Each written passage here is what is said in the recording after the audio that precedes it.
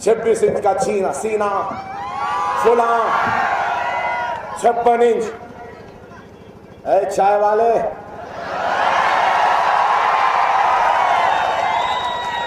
छप्पन इंच का सीना रखने से कुछ नहीं होता, 4 इंच का दिल रख ले तो वो मर्द कहलाता है।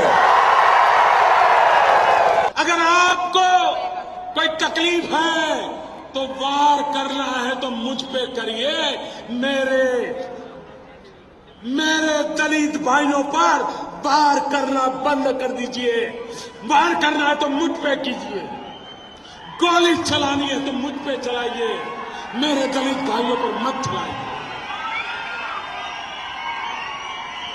उनको मार रहे हैं तो आपको गोली मार देना। अरे तुम वजीर आजम हो, मेरे को गोली मार दो।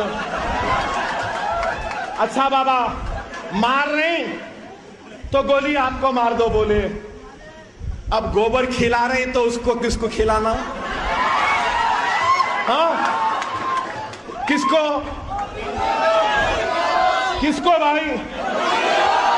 मैं कुछ नहीं कह रहा हूं। मुसलमान 4-4 बच्चे पैदा कर रहे हैं, 8-8 बच्चे पैदा करो तुम भी। मुसलमान के 4-4 बीवियां, तुम भी करो। किसने रोका? अब वो अलग बात है, तुमको एक को नहीं संभाल रहे, हम 4 को संभाल सकते हैं।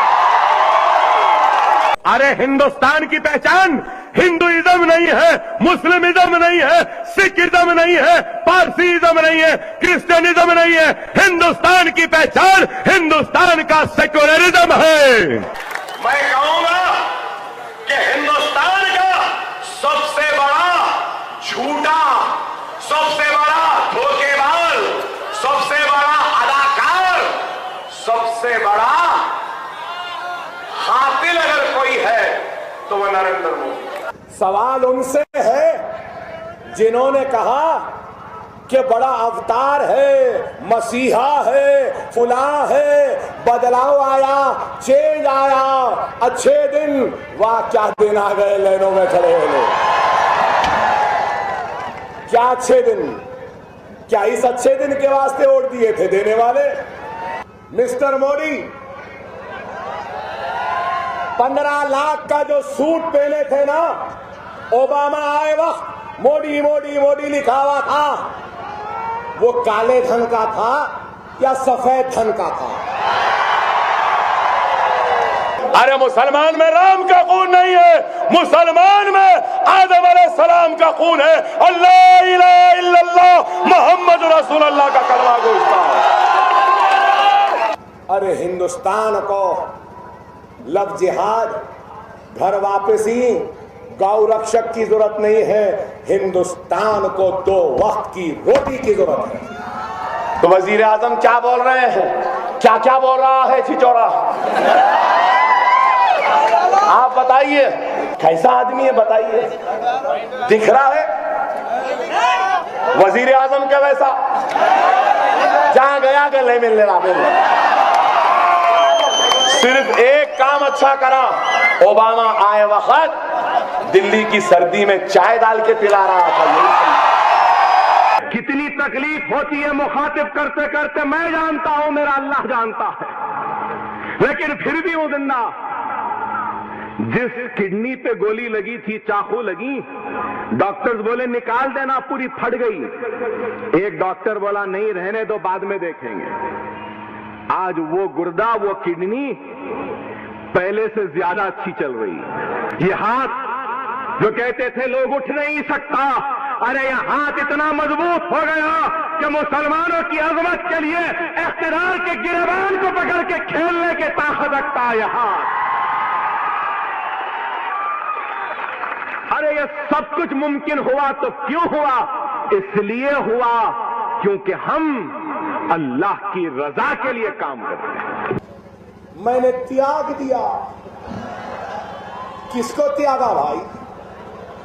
बड़ा महल था तेरा, रोल्स रॉयस की गाड़ी थी, बच्चे थे, बीवी थी, कौड़ा रुपये था, क्या था? क्या त्याग दिए? एक बूढ़ी मां है छोड़कर आ गए, अपनी निचली दर्जे की सियासत के लिए ज़ईफ मां को भी कतार में खड़ा दिया बताने के लिए, देखो मेरी मां खड़ी है। अफसोस, अगर उस मोदी की जगह मैं होता तो अपनी मां के लिए मैं कतार में खड़े होता और मां को अपना पैसा देता। मैयत को ले जाने का रास्ता नहीं है, कोई बात नहीं, एक वक्त मर रहे हैं, रोज मरते हैं, क्या गंदगी है, ठीक है रहने दो। अरे आपके इस सोच की वजह से आज ये आपके सर पर बैठकर नाच रहे हैं। अरे मजलिस आई है तो देखो, 8 दिन में हम उनके सर पे बैठ रहे हैं और वो कैसा नाच रही है, ऐसा नाच रही है जैसा नाच मेरी बुलबुल को जब पैसा मिलेगा। पाकिस्तान चले जाओ, बीफ खाए, वो खाए, हाँ मैं खाता हूं बीफ, क्या करते बताओ? मैं खाता हूं, खाता रहूंगा। पहले भी कहा, फिर कह रहा हूं, मजे में कॉम्प्रोमाइज नहीं कर सकता। जब तक ये जबड़े के अंदर गोश्त नहीं रहा, निवाला हल्लक से नीचे नहीं जा सकता। चलो, मैं तुमको चैलेंज करता हूं, हिंदुस्तान की सबसे बड़ी मंदिर में तुम आ जाना, महाभारत भगवत गीता को सर पे रख के उस मंदिर के भगवान के सर पर हाथ रख के कसम खा के बोलना कि जिंदगी में तुम काला धन नहीं कमाए, काला धन नहीं खरीदे। 1% के लोग हैं जिनमें मैं भी हूं जो ये मानता है कि गुजरात के फिसादात का जिम्मेदार कोई और नहीं, वो नरेंद्र मोदी है। शोहर के सामने बीवी की इस्मत को लुटाया, बेटे के सामने मां की आबरू को लुटाया, अरे भाई के सामने बहन की इस्मतों को लुटाया, बच्चों को यतीम कर दिया, सुहागों को उजाड़ दिया। अरे इस दरिंदे के खिलाफ कांग्रेस ने कोई कार्रवाई क्यों नहीं की है, मेरा सवाल है।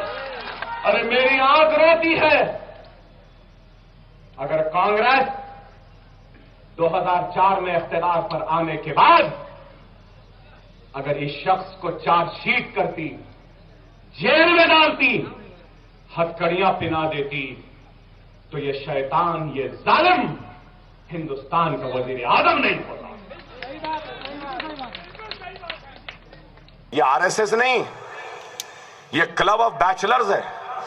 और ये लोग जो खुद तो शादी नहीं करेंगे, खुद जिम्मेदारी का बोझ नहीं उठाएंगे, खुद तकलीफ नहीं उठाएंगे, बीवी और बच्चों की पुकारों को, उनकी खिलखिलाहट को, उनके तनखीदों को और उनके गुस्सों को नहीं झेलेंगे, लेकिन दूसरों से कहेंगे कि आप 4-4 पैदा क्या करेंगे, क्या करेंगे? जेल में डाल देंगे ना, सूली पर लटका देंगे, मार देंगे, ठीक है, हम मरने तैयार हैं, सूली पे लटकने तैयार हैं, जेल में जाने तैयार हैं, लेकिन इजहार हक से मुंह मोड़ने तैयार नहीं है, नहीं है, नहीं है। हम तुम्हारा मुकाबला करेंगे।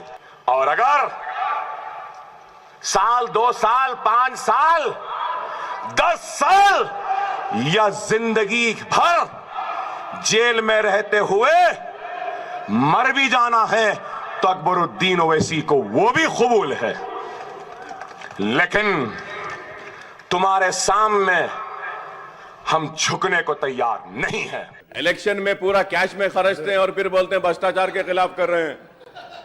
And I'm sure now the BJP will make the election campaign payment on Paytm, I think, I'm sure.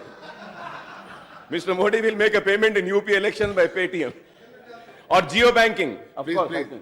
ये तो ऐसी हो गया हथेली में जन्नत दिखाना, एक तरफ उनु है, एक तरफ इनु है, अब बीच में तो बीच वाला है। अब समझ गए? नरेंद्र मोदी बोल रहे हैं रिलायंस के दवाखाने में कि आज से सदियों, सैकड़ों साल पहले प्लास्टिक सर्जरी की, तो कैसा थी वो भी बता रहे हैं कि इंसान की गर्दन काट दी गई तो हाथी का सर लेकर आया गया और प्लास्टिक सर्जरी में उसको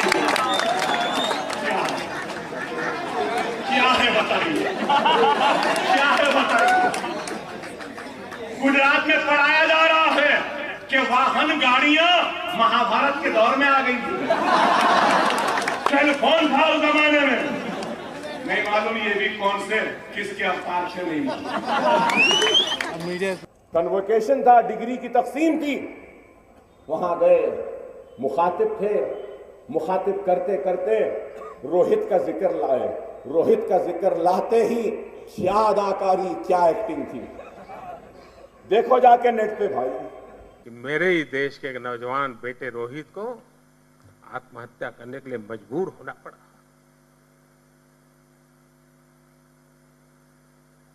रोहित बोल के रुक गए 2 मिनट, फिर खामोश, फिर यूं ऐसा, फिर उसके बाद आप बताइए, हर उसमें एक्टिंग। लेकिन वजीर आजम हिंदुस्तान, मैं पूछना चाहता हूं, अखलाक के घर में घुसकर झूठे इल्जाम के तहत अखलाक को मार दिया, उसके बेटे को जख्मी कर दिया, उसके बूढ़ी मां को तमाचा मार के नीचे गिरा दिए, अखलाक मर गया, उसका भाई दवाखाने में जिंदगी और मौत की कशमकश में था। उस वक्त वजीर आजम तुम्हारी जबान न जब खुली और अब तक भी नहीं खुली। मोहन भागवत कहता है कि मुसलमानों के रगों में राम का खून है।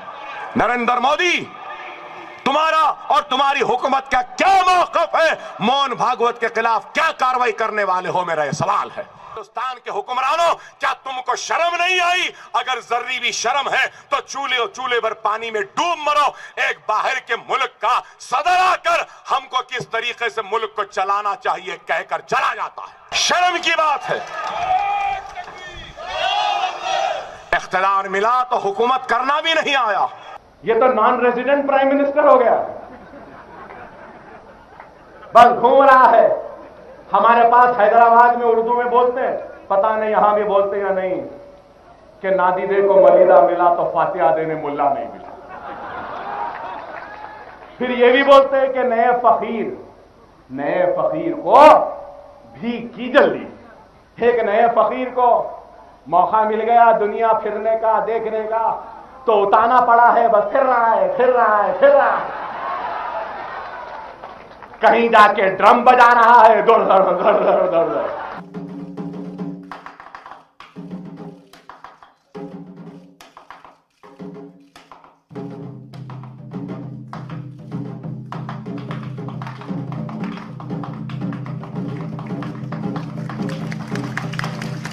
मजलिस गांधी भवन को नहीं गई, दारुसलाम की चौखट की धूल चाटने पर मजबूर इंदिरा गांधी हुई थी। लिख लो मेरी बात को, खुदा की कसम, अकबरुद्दीन ओवैसी, ये सोनिया गांधी, ये राहुल गांधी, ये जितने भी गांधियां, उनके गुलाम जितने भी हैं, उनको दोबारा दारुसलाम की चौखट पे जबान को चाटने पर मजबूर कर दूंगा। नरेंद्र मोदी के लिए मुलायम सिंह यादव ने क्या कहा?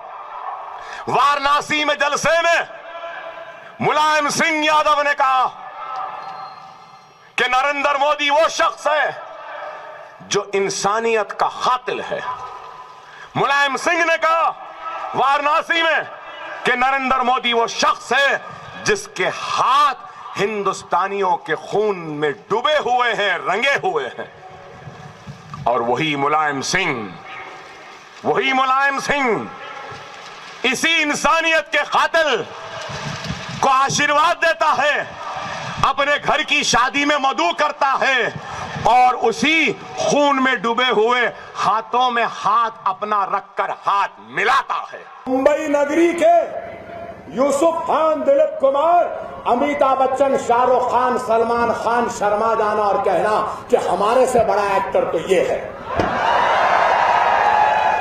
हदे रो रहे हैं, मुझे मार देंगे। मुझे एक फिल्म का गाना याद आ गया, कौन सा पिक्चर था मुझे याद नहीं, मैं स्कूल में था जब, फिल्मों का शौक था, तो वो फिल्में याद नहीं आ रहा कौन सा फिल्म था, मगर ये याद है अमिताभ बच्चन का फिल्म था, अमिताभ बच्चन गाना गाया और वो गाना क्या था?